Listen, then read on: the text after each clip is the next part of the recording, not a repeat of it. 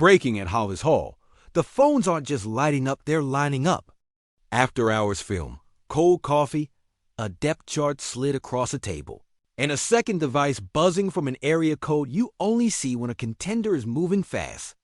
This isn't chatter. This is that quiet part of the season where winning and planning share the same room and nobody breathes until the call ends. If you're hearing it here first, good. Because the clock for decisions doesn't start in December. It already started. Here's what we're going to do together, clean, fast, no fluff.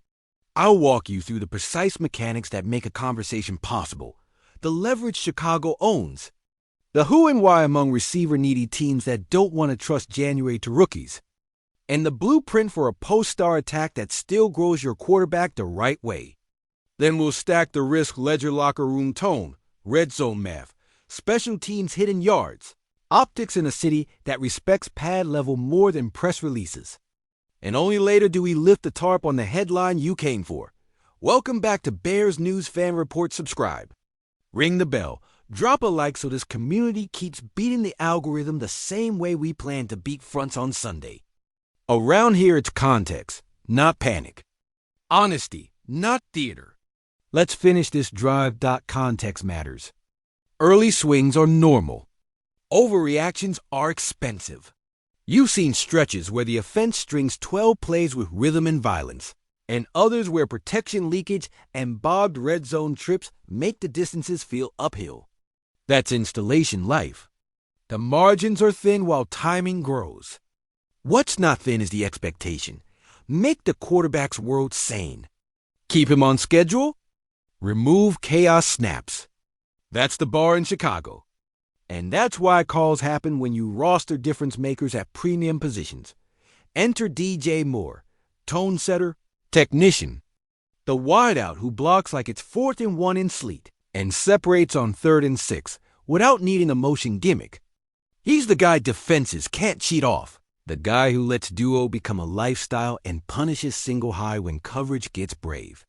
He's also on a contract that contending front offices respect expensive. Yes, but honest value for a true WR1 in his prime. The kind of deal you take if you believe he's worth a win in January. Now the market. When veteran rooms look at their own tape and see tight ends carrying too much of the passing load, or gadget motion doing too much heavy lifting, phones come out. Picture an 816, where the quarterback turns fire drills into poetry, but still needs a chain mover who humiliates off-man on the spot route. Picture a 716 with a howitzer that throws through Lake Wind, but a room that craves a grown-up route, family to convert 3rd and medium without praying for a flag.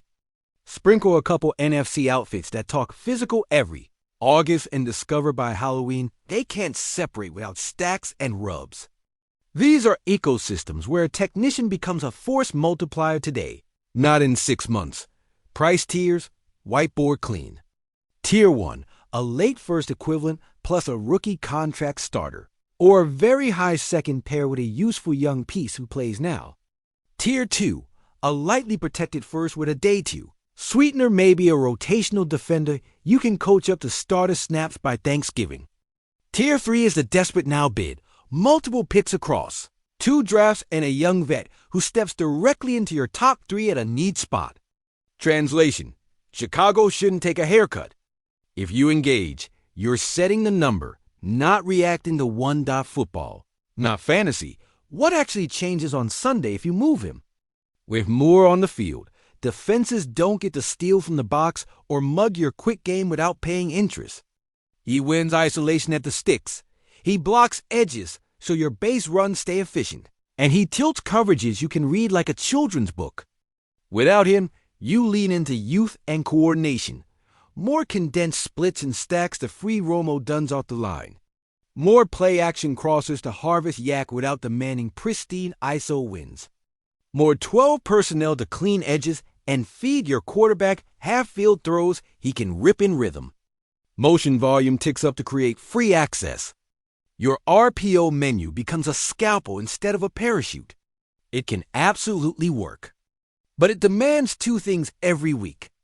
Protection that doesn't turn the pocket into a trampoline and a call sheet, trimmed to pure progressions before expanding into full field. option routes, locker room math is just as real. You don't trade your tone without earning it back in the room. DJ is a pro's pro works, blocks, talk straight. If you flip him, you better walk into that team meeting with honesty and a plan. Here's the veteran we're signing Tuesday. Here's how we protect the QB. Here's how Rome's targets jump without slamming his plate. Here's the third down menu that keeps us on schedule. Pros handle business. They don't handle surprises. Do it right, and you crystallize identity. A bully in the trenches and precision pass game that travels. Do it sloppy, and you ask your head coach to put out fires with a laser pointer dot red zone truce. Moore converts space into separation in a phone booth. If he's gone, you replace separation with geometry, heavy personnel, motion into bunch, legal picks that feel like picks, sprint outs with keeper tags on the 3 to announce who you are, and cold-blooded body positioning for back-shoulder bank shots to O'Duns. The special teams corollary is non-negotiable. If explosives go down without DJ, you must win hidden yards. Start drives at the 32 instead of the 23. Pin returners at the 15 twice a game. Flip the field when the lakefront turns mean. That's how blue-collar teams win tight games in November. Clarity time. The headline you came for. Clean and simple. As of tonight, a DJ Moore trade isn't likely. But contingency conversations are real enough that there's a number attached inside the building if the season tilts the wrong way.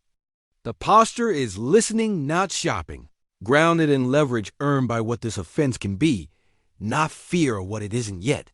Windows are obvious the league's trade calendar and the soft pockets around it. The point is not frenzy. The point is optionality when the math says act. If you ever engage, you demand outcomes, not optics. Outcomes look like picks that become a right tackle who hates daylight and a center who sets the mic in his sleep. Plus a rotational 3-tech who ruins third downs or the equivalent value via players you can deploy Sunday. It also means an immediate body at receiver who knows a full NFL route tree on day one. Reliability now, not just potential tomorrow. And for the quarterback cam crowd, this is about making his life boring in the best way. 2nd and 4 instead of 2nd and 11. Hot answers baked into every call. A run game that turns mid-December into trench therapy. Your turn, Chicago. Straight answers, no hedging. Would you move DJ Moore if the return is a first-rounder plus a real player? If yes, which position gets the first upgrade right tackle, edge, or corner? If no, give me your fixes with DJ still here. What's your red zone menu? Who's your 3rd and 6 answer against press? And how do you juice hidden yards on teams to start at the 32 twice a game? Drop it below. On this channel, the comments hit like a middle linebacker calling strength. And we read every one. My final word. I'm Chicago to the bone. Trench football, accountability, finish the rep. If protections clean up and the timing between the QB and Rome keeps climbing, you keep DJ Moore and ride. He's the reliability that lets a young quarterback breathe and the edge that makes corners hate Sundays. If we're still sputtering by the window and the offers stop being maybe and start being premium reality, you listen not to cave, but to accelerate the build under 3 non-negotiables. Real draft value, an immediate move that shields your QB, and clear messaging to the room that this is a pivot, not a white flag.